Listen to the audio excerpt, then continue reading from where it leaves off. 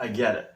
You're sick and tired of recording songs on your phone in your bedroom. So you decide to bite the bullet and finally get you some music software. Whether that be Pro Tools, Logic, Ableton, in my case, Reason 11, or whatever digital audio workstation or DAW of your choice. But before you start producing music, you gotta learn how that software works first. And in this episode of Behind the Board, I'll be showing you the 3 common characteristics most DAWs have. Let's go behind the board. Alright guys, welcome back to another video. First of all, my apologies if my audio sounds a little bit different. I'm having input-output issues, so I figured I'd try a different headset. This is not my typical mixing and mastering headset, but it works for tutorials and screen recording purposes honestly better than it did for the recording setup I had last time. So we're starting a brand new series called Production Basics, and I have a template laid out. So let's say you just got this software up here, Reason 11, or you could get Pro Tools, Audacity, whatever software you have. You're going to have 3 main components. I'm going to show you what those 3 are. Let's pull up Reason 11 for the first time. Of course, we're pretending we've had this for the first time. I've had this for a year and a half. But the great thing about production is even after 3 years, you still learn things.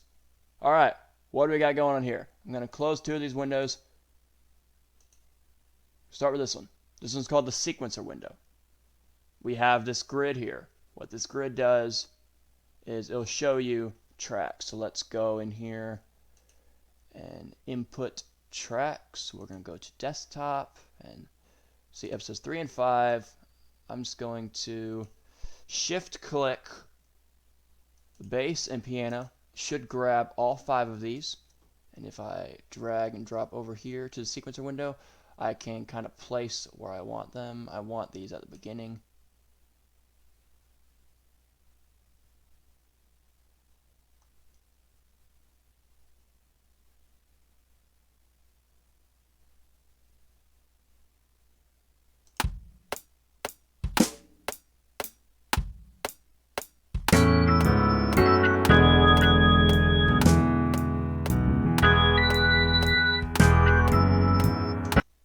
So yeah, this is the sequencer window. You have all your tracks here. You have your piano, you have your organ, you have your electric piano Rhodes sound here, and then you have your drums and your bass.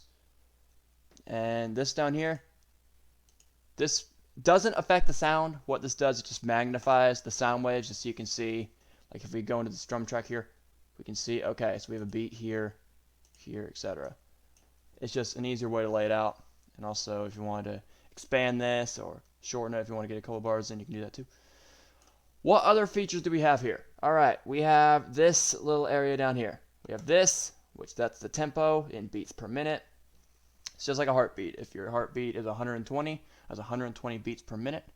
Same exact rule for tempo. And then you have the time signature down here, which this is the note.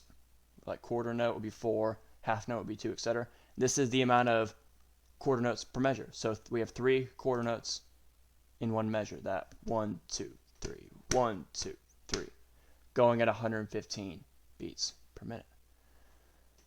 And then we have this, which is the click track. Turn it off. There's no click track. There are some people that say don't use a click track, but when you're dealing with drums and stuff, always use a click track. Another thing, if I scroll to the very end here, grab this. This is the loop bar here. I can go ahead and grab a couple of bars that I want to loop. So let's say I want to loop this first part here. I can scroll back. So let's say if I do like what my catchphrase has become in this series. Let's take a listen to these 4 bars. It'll sound like this.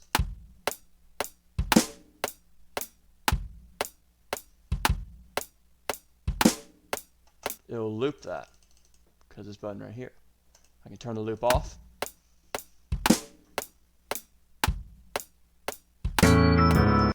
It'll go right past the loop. That's kind of cool. So if you want to kind of loop a sound, You can do that if you want to. Another thing you can do, you can always right click on any one of these. You're going to have a buttload of options. I'm not going to go over what all of these are, but that's basically the sequencer window. Now let's take a look at the rack. The rack is where our effects are stored. We currently don't have any effects yet, but not saying we couldn't eventually. We are going to eventually add some effects later on down the line, but not yet. But yeah, this is just where our effects will be stored, like these right here. You know, our master section. This is for FX1, FX2, FX3, and FX4. The auxiliary track that I laid down in episode 1 of Behind the Board when we talked about the echo effect, I used this reverb right here.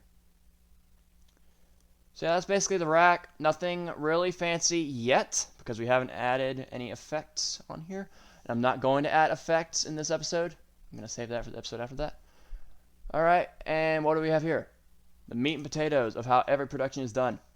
We have the mix window. Lots of stuff going on here. We have faders. Faders meaning this control volume goes up and down. You can also mute certain tracks or solo certain tracks. Solo meaning it's just one. So if I want to solo off the drums, see those red? Everything else is muted. I can turn it up. Turn it all the way down.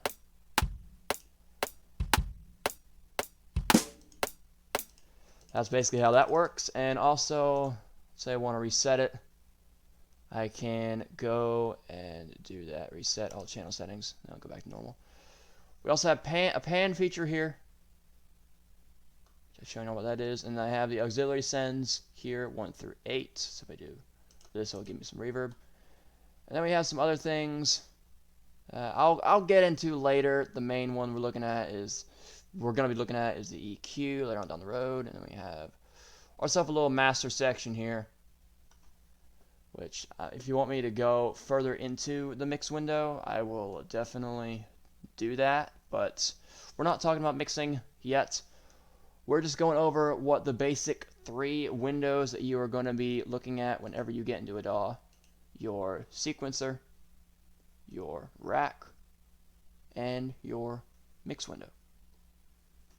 Once you figure out the big 3, you can start playing with some pretty cool productions. And in the next episode, we're going to be focusing on this window right here. It looks kind of boring right now because there are no effects added to it. In the next episode, part 2 of this series, we will be adding some effects. See you guys then.